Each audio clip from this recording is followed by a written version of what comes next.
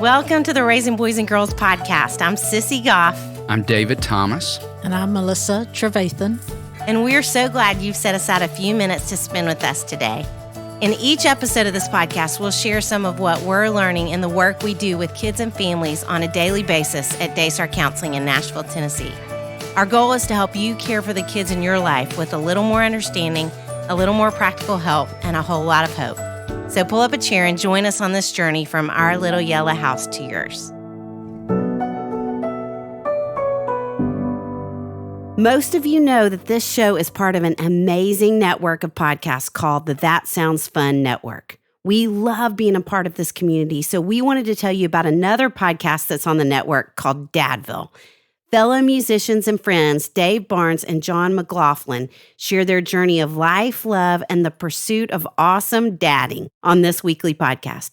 You'll get your fill of dad jokes that really are funny, laughs, and heartfelt conversations while these dads and their guests talk about the journey of life and fatherhood. We have both been guests on their podcast, and we have agreed that we've never laughed as hard as when we visit Dadville. That is the truth. Didn't they declare you the mayor of Dadville, David? They did, and I'm still waiting for a t-shirt with that title and logo. Now, didn't they crown you the Highness of Dadville? That sounds like a character on Downton Abbey. They did indeed. I love those guys and their amazing wives, and we couldn't encourage you enough to head on over to Dadville. I tell every dad I know to listen, and they always thank me afterwards. It's deep talks and funny thoughts. I love how many moms listen and enjoy insights into a dad's journey, along with the laughs. Episodes release every Tuesday. You'll hear personal stories from other awesome dads like Matthew McConaughey, John Mark Comer, and David Thomas. And Ben Rector, just to name a few. Make sure and go subscribe now to Dadville so you don't miss an episode. Sissy, if I were a singer, I would break out into, I'm so excited by the Pointer Sisters right now. Okay, I just have to say, I couldn't tell if you said if I were a singer or a senior. I am a senior, but I want to be a singer. And I love that reference, the Pointer Sisters. I yes. know. You know why I'm so excited? Because we are jumping into a conversation on raising worry-free kids based on one of my all-time favorite books that you have written called Raising Worry-Free Girls. I love this book. You're so kind, I'm David. so excited we're about to take a deep dive. I love every time we teach a class on raising worry-free kids. I always walk away thinking, this is such important content, and I'm so grateful parents are in this room. And every opportunity we've had to talk about it, and how excited I am to get to talk about it today, because as you say in the beginning of the book, you know, the stats on anxiety in kids are the highest they've ever been. And so I don't think we can be having too much of this conversation. Well, we're sure seeing it every day in our We office. sure are, more than anything here. Yes, absolutely. So why don't we start out by just tell us why you wrote this book? I just want to have an idea of what you hope to accomplish, what you hoped parents would take away from reading this. I don't know if you remember why I originally wrote the book, What Happened, but we had written Are My Kids on Track in 2017. And I think within the first year that book came out, this amazing man that we have since both gotten to know and love named Jeff Braun, who's an editor. Jeff Braun. Yes, at Bethany House, reached out and he said, hey, I read this one paragraph that you wrote, Sissy, where you talked about anxiety being an epidemic among girls today. And at that time, the statistics were 1 in 8 kids were dealing with anxiety, and the average age of onset was 8. And he said, because you're talking about these young girls that it is plaguing, I was wondering if you would write a book for elementary age girls about anxiety. And I think at first I said no, but then I came back and said yes, but only if I can write one for parents, because it is a conversation we all need to be having about kids and what we can do to help, not knowing that a couple years later, I would write a book that is coming out in August that's for parents about their own anxiety. But at that point, it felt like I need to get some tools in the hands of parents and kids, not knowing too that the pandemic was coming, which I'm so grateful for, and felt like such evidence of God's timing in that. But when I started doing the research, at that point, for that book, I read 23 books about anxiety, which is too many books for anyone to read about anything. I always laugh and say I was twitching for a while after I read all Of that. course Just so you much, were. such a deep dive into anxiety. What I learned is we had jumped from 2017 to 2019. When I wrote the book, we had jumped from 1 in 8 to 1 in 4 kids. Now we're at 1 in 3 kids, with girls twice as likely as boys to deal with anxiety. And so it really is such an important conversation to be having. Like you said, we're seeing it every day. There's nothing we're seeing more in our offices. Yeah. And yet it shows up so different with different kids, doesn't differently. it? Yes. It's just so easy to miss. It really is. I'm talking all the time with parents of boys about how often boys are misdiagnosed with ADHD because anxiety can present with boys as being underfocused, restless, fidgety, the very things we think of when we think about ADHD. And often there is an undercurrent of anxiety that's driving that. So sometimes kids are misdiagnosed. And I so appreciate in the beginning of the book when you talk about 2 presentations of imploders and exploders and how different that looks on kids. In fact, will you talk a little bit about what imploders look like? And then I'll talk a little bit about exploders. Yes, there are so many girls who are imploders. And they're the girls that, as a parent, you go to a parent-teacher conference and the teacher says, I wish every child in my class was like your daughter. And you're thinking, well, you have no idea what she's like on the way home from school or once she gets home. But she is really the model child at school. She's making great grades. She pays really close attention. All of the comments on her report cards are just amazing. And she feels so much pressure internally. And we often don't have any idea, although at times, I think those imploders can explode a smidge at home, but mostly it's an imploding scenario. And statistically, as we're thinking about what's happening, girls are twice as likely, but boys are taken in for therapy more to deal with anxiety. And I think often because girls who are perfectionistic don't look like there's an issue because they're performing so well. But we're often unaware that the performance is based more on pressure and worry and anxiety than it is just who I am. Yeah. And so those kids are often going to be kids who have recurring physical issues, health issues like tummy aches, headaches. We go to the doctor. There's nothing that they can find that's the cause of it. But these little girls at younger and younger ages are putting entirely too much pressure on themselves. I've learned so much hearing you talk about how often imploders are turning the anxiety inward, and with Yes. exploders, it's coming outward. And I would say part of why I think that stat you just shared of where more girls are diagnosed, but more boys are taken in for help is that I think a lot more boys are going to show up as exploders. Now, I certainly And see girls can be too. absolutely. Definitely. All kids could swing Yes. between both places Yes. and camp out in either spot. But I certainly see a percentage of firstborn boys who present as more performing, perfectionistic, and pleasing. Yes. But I would say I probably see a higher percentage of boys who are acting out. It's showing up, again, maybe as ADHD, or they're more explosive even during the day, more non-compliant, not willing to follow through with what's required of them. And I think some of that even is that instinct we've talked about in the ages and stages of just a girl's desire to please, that isn't often as strong in boys. I laugh about the parent who told me years ago they refer to their firstborn daughter as the yes ma'am in their family, and the second-born son as the yeah sometimes guy in their family. And I think that's such a picture of it. And so often, I think more boys are going to fall into that exploder category, which is, again, I think a part of why they get taken in for help more often. And we miss those girls who are struggling with anxiety but look like the model student in the classroom. And I think with both scenarios, we want to think through, when's it happening? I mean, that's one of the first questions we ask in our office to figure out what is going on at its root. What are the triggers? When are you most often seeing those explosions? What behavior are you seeing? Yes. That has to do with the emotional reaction. And another significant way we see it is, well, we would refer to as endless questions. And we talk so much about anxiety in our offices with kids being like the one loop roller coaster at the fair. Every single one of us on the planet has hundreds of what are called intrusive thoughts every day. Worst case scenario thoughts, critical of ourselves kinds of thoughts.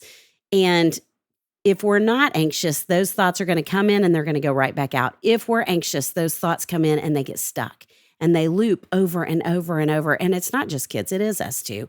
But I think with kids, they will often ask questions trying to get a handle on that loop. And I still remember standing in the driveway at Hopetown, our little summer retreat program, with a 5th grade girl. And I don't think I'm exaggerating that she was on the 37th question, asking me about the schedule, which many kids get stuck on. When I realized there wasn't an answer I could give her, that she would say, "Oh, thanks, Sissy, never mind, I'm not worried anymore." But they ask, and often it is, what are we doing next? What's happening tomorrow? What are we doing after that? Or you're going out for the night and they're saying, who's going to take care of me? When are you going to be home? How do I get in touch with you? It's just these questions after questions after questions. And research says we should never answer more than 5 questions about the same topic. It's not helpful. We're going to talk in a few weeks. We're going to have to hang on for a few weeks to get to what is helpful and what we can do instead. But we don't want to go down that rabbit hole of questions with them. I'm so glad you talked about that, because we think we're being helpful, and it's actually more harmful. We're kind of feeding and fueling the anxiety at that point. Great way to say it, David. Yes. And I think those kids with endless questions, we can experience them as needy and clingy. They often manipulative sometimes when it comes to girls. Absolutely. And there again, a lot of girls might meet that criteria more of the time. I often am hearing parents say, it's not that he's as needy, it's more that he's demanding. And so when a boy's struggling, I had a mom say to me not long ago, it's like he creates a hostage crisis. I feel like I'm locked in a room with a terrorist and he has all these demands and he wants to negotiate and manipulate and all these things. And so again, looking for what's underneath. We've talked all throughout this podcast about how all behavior is communication of some kind, and we don't want to just parent the behavior and miss what's underneath. So we're going to have to lift the hood and make sure we're looking underneath at what's there. That's so good, David. Okay, when we do this parenting class, but we talk about anxiety with folks, they often will say, why?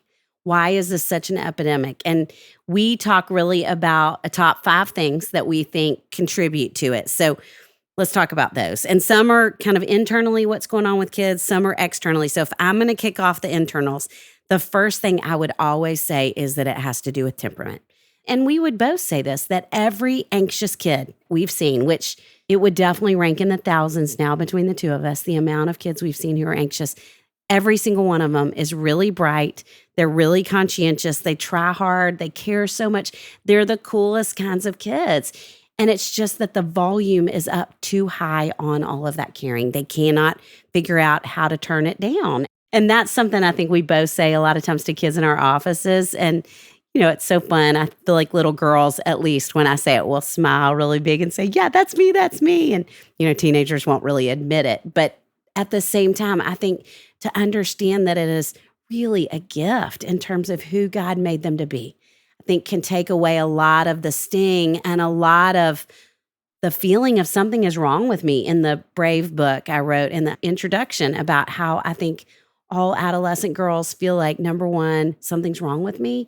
And number 2, I'm the only one who feels this way. And so to flip the story and make it about, no, it's actually about this amazing part of who God made you to be, can take so much of the power out of that for them. I love that. And Strong and Smart, I talk about how I tell a lot of boys that they have a spidey sense. Those boys who feel deeply and care deeply. It's like, Spider-Man walks in a room and he notices things other people don't notice. And you have that superhero power. Yes. But what that means is that you sometimes care too much. You sometimes worry too much. You sometimes overthink situations as well. And so I love when you frame it that way. I think a second internal would be development.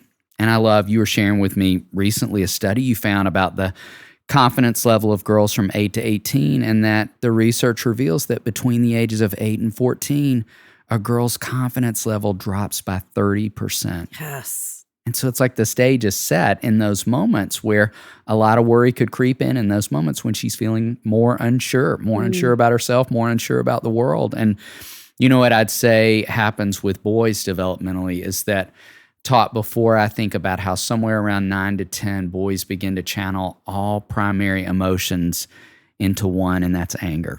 So everything underneath, fear, sadness, confusion, disappointment, is going to get funneled through anger. And it fascinates me beyond that how rarely I will hear boys use the word anxiety. It's like they're comfortable with the word stress, but not anxious. And it's feeling a little bit of that sense of, I think, boys have some awareness of more girls struggling with anxiety than boys. And it's like, I don't want to align with that because it feels too feminine, is a suspicion that I've had at points too, particularly as they get deeper into development, that I think keeps boys distance from admitting to the fact that they've got a lot of fear and worry that they carry.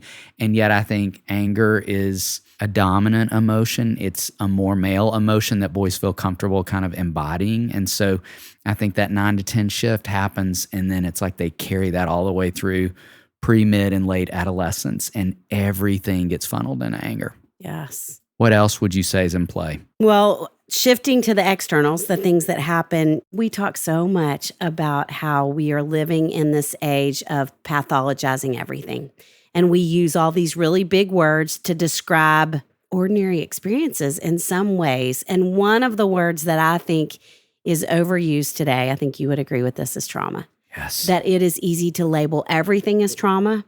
And I'm thankful that somewhere along the way, I don't know who the researcher was that started calling it big T trauma and little t trauma, at least to say there is some degree of normal trauma that we go through. And we'll talk about this in the help section of the book when we get there. But I love John 16:33 that talks about, in this world you will have trouble. But take heart, I've overcome the world. We are all going to experience trouble. And in fact, what the research says is that more than 2/3 of us, by the time we've reached the age of 16, have experienced some type of traumatic event. And if we were going to take a poll right now of everybody in this conversation, I think we would certainly say that that's true. And the great news is that the research says that most children go through traumatic events and are stronger and more resilient for them. That is exactly what we see evidence of every single day in our office. Yes. The concerning piece of it is that we don't treat kids like they're going to be stronger and more resilient for the experience. We treat them like they're going to break. Yes. And that we've got to step in and pad the walls and do everything we can to protect them. That's not helping. I love that. And we're going to talk about how to help. I hate that we're teasing this and it's a couple weeks away. We promise we're going to get just there. setting the stage for good stuff to come. Talk about what else? Well, we can't talk about the externals without talking about technology. We just can. And the research is telling us that teenagers who spend 5 to 7 hours per day on smartphones are twice as likely to report being depressed. Yeah, let me read that again. Teenagers who spend 5 to 7 hours per day on smartphones are twice as likely to report being depressed.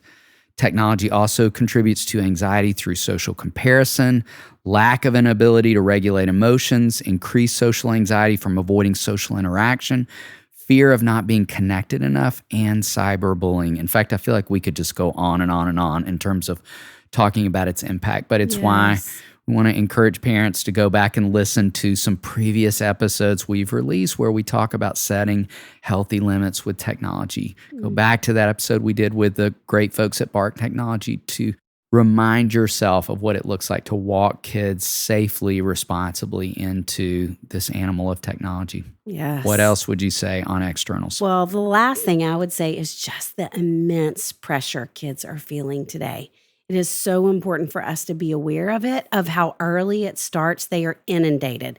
And there is a psychologist that we both really respect named Leonard Sachs, who has written a book called Girls on the Edge. And he has this quote that I think is so powerful and that we're seeing evidence of, again, every day in our offices. He says, more and more boys are developing an Epicurean ability to enjoy themselves, to enjoy video games, pornography, food, and sleep.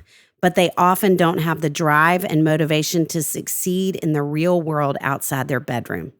More and more of their sisters have that drive and motivation in abundance, but they don't know how to relax, how to have fun, and enjoy life. For many of these girls, each accomplishment is only a stepping stone to the next goal. Yeah. Oh, I see it every single day. I do too. The amount of girls who are not okay with the hundreds, who are pushing for 102, 104, who are panicked, not about getting into the right college, but I talked with some girls just this week about getting into the right middle school. There's so much pressure on them at way too early of an age that kids need time to play, downtime. We just had a conversation with another psychologist we love and respect named Dr. Madeline Levine in January. If you have not heard the episode, go back and listen today. She talked about the importance of PDF with kids, play, downtime, and family time. None of those things hopefully involve pressure. I love that. And, speaking to the quote you read, in 25 years of doing this work, I have never seen as few boys wanting to get their driver's license. Yes. When I was growing up, I didn't know a single guy who wasn't chomping at the bit to get his driver's license. And I think it speaks to, I'm just content to kind of hang out and play video games at this point. I've never seen as few boys wanting to ask a girl to a dance, as few boys wanting to get a part-time job and earn some money. And I think it is everything you just spoke to in reading that quote. And my great concern for those young men moving into adult manhood and all of how I think that's going to translate relationally and vocationally too. That's why this conversation is so important. Well, let's talk about some practical things. Let's give them 3 things to take away. So where would you start? I would say the first place to start is I love when you talk about the 2 most common strategies are escape and avoidance. The easiest places to land, the least helpful places to land. And I sit with parents every day in my office and we talk around that temptation that I think is great. You see kids struggling in an extracurricular experience and you want to just take them right out. It's too hard. Kids having a hard time getting in the door of school in the morning. Maybe we should just not be in school. Whatever it may be, we're moving toward avoiding or escaping the hard thing as opposed to helping kids baby step their way toward the scary thing. Yes. So the second thing I would say is we want to normalize the worry. I think that's part of the problem is we're stepping in, and here we're calling it anxiety, and we haven't said that anxiety really exists on a continuum. But if we're honest, all of us feel some degree of worry / anxiety, not clinical levels, but some degree of it every single day. And we, again, are pathologizing that. So to normalize worry and anxiety for them, actually, I have had 2 girls in the last week do this to me, walking out of group on Tuesday night where she said, Sissy, I was taking a really hard test and my hand started shaking when I was doing it. What do you think was happening? What do you think was going on? And I had another one recently who did the same thing. And she said, I got nervous when I was going to sleep and I started breathing deeper and faster. And she said, what do you think that was? And I said, I think you were feeling really nervous. And she said, oh no, I mean, I think I was breathing really fast. I could tell my heart rate was getting faster too. And I said, yeah, I think you were feeling worried and stressed in that moment. And she said, well, I've had friends talk about anxiety attacks. Don't you think it was maybe an anxiety attack? And I don't want us to jump to that because if you're in the middle of a test, your hand might shake. If you're laying in bed worried about something, you might breathe faster. Your heart rate might go up. It happens for all of us all the time. And when we jump to you're having a panic attack, I think that takes that normal everyday anxiety and pathologizes it. And it makes them feel like it's a problem to be solved rather than something I can learn to work through. Yeah. My heart rate increases every time we start a podcast. Me too. As it should. Yes. Can I throw one more out? Please. Every week in our offices, we are being asked the question of what's the best thing I could do to help my anxious kids? Yes. And our answer has always been, and I think always will be, first and foremost, manage your own anxiety. And I am reminded of that myself. We use therapy dogs here at our practice at Daystar. And when I was training Owen, my yellow lab, going through the process with him, it is a very long, time-intensive commitment. And I will never forget at the end of all that training, all that time, it was time for us to head out to our first site visit. And our instructor said, okay, if you don't remember anything else, when you walk into the room, and we all were like leaning forward, what's the one thing we need to pay the most attention to? He said, if you don't remember anything else, remember that anxiety travels down the leash. And I remember it just kind of stopped me in my tracks. Like not any skill we'd learned, not a particular practice on the 3rd night. In fact, it had even less to do with Owen's skills and abilities and more to do with mine. And I remember thinking, oh my goodness, if this dog can pick up on my anxiety when we walk in a room, how much more are our kids picking up on that with us? And so we can't pay enough attention to our own anxiety because it travels down to them. So managing our own anxiety is really the greatest gift we could be given to the kids we love. Maybe we need to say that again. If you hear nothing else from this episode of our podcast, remember that anxiety travels down the leash and that help is on the way. Yes. We'll be back soon. And now, Melissa is going to bring us some timeless truths. David said, and Sissy ended with, anxiety travels down the leash.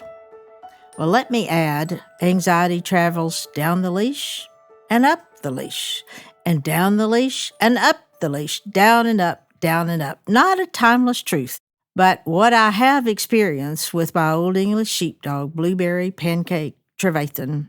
When we would get in the car, usually I was running behind, so I had some anxiety, which she quickly caught.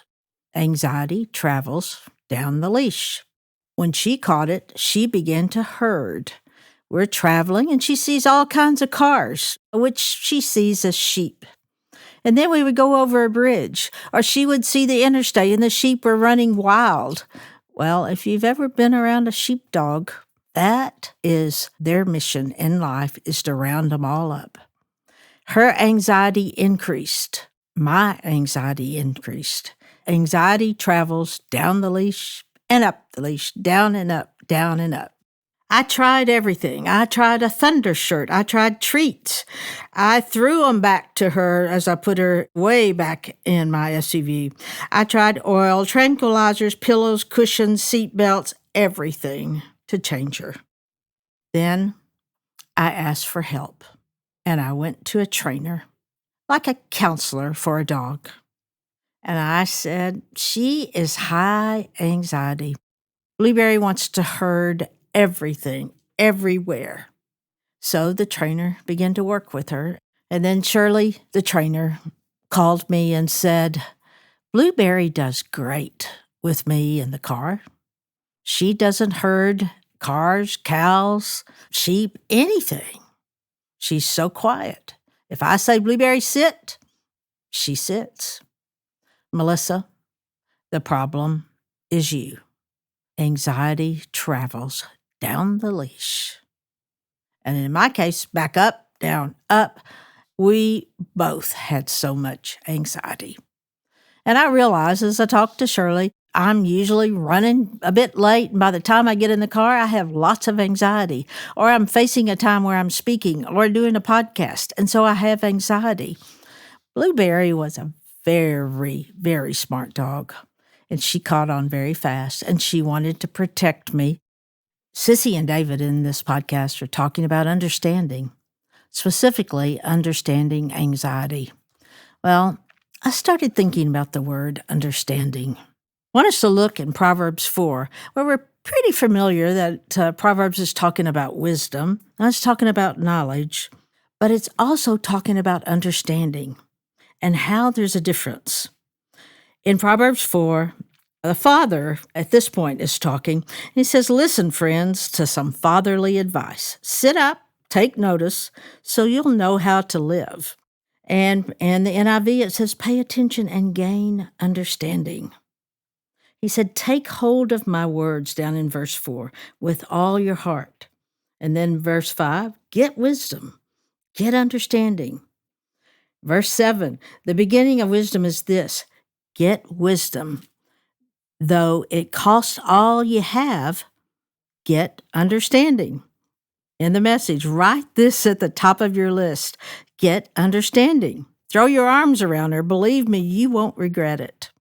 Over and over, we read about how important it is to have wisdom. We know it's important to have knowledge. But right in the middle, I believe, is understanding. When I was young, and I still tend to do this, I could learn by memorizing, by copying someone else. That sounds like I was cheating all the time. I mean, my parents had me trying to learn how to play the alto saxophone when I was like in the 5th, 6th grade. And I could copy the person next to me. Whatever he played, I could play it, and I would copy from him. I couldn't read music, but I could copy so well that I could even go to contest and win a superior rating. But I didn't know how to read music. I didn't understand what I was doing. And so often, I think that's what we're doing. We're gaining knowledge. Yes, okay, I got it. And then we want wisdom, which usually tells us how to do it. But the understanding so often, I think, is missing. The understanding is talking about the meaning of it. It's being able to visualize. It's being able to understand how this impacts, as Eugene Peterson says in Proverbs 4, so you'll know how to live. And I feel like this is what I needed to do. I feel like this is what all of us need to do as we gain knowledge and as we desire and pray for wisdom, that many times we're missing that link of what it means to comprehend what is the meaning of what I'm doing, what I'm hearing. The understanding is your part. It's when you begin to comprehend what you hear.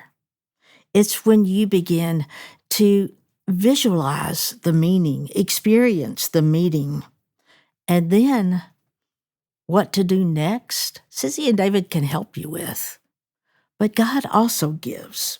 As you begin to pray for wisdom, also pray for understanding. In Psalm 119:33, it says, God, teach me lessons for living so I can stay the course. Give me insight so I can do what you tell me. My whole life, one long obedient response. And in the NIV, verse 34, it says, give me understanding so I can obey it with all my heart. Understanding comes from your heart. It's where there is meaning there. It's when I begin to learn that Blueberry was anxious because she was a protector. She was a herder, and she was trying to take care of me. Begin to think about the needs of your child. What are they longing? Begin to understand where their anxiety is coming from.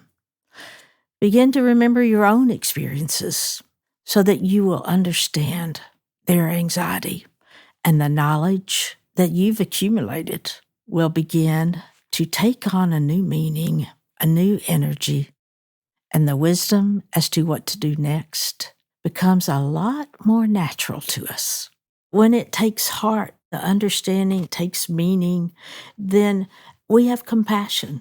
And in that understanding, we can look at someone with anxiety and we have patience. Yes. And our words are more from the heart than from our minds.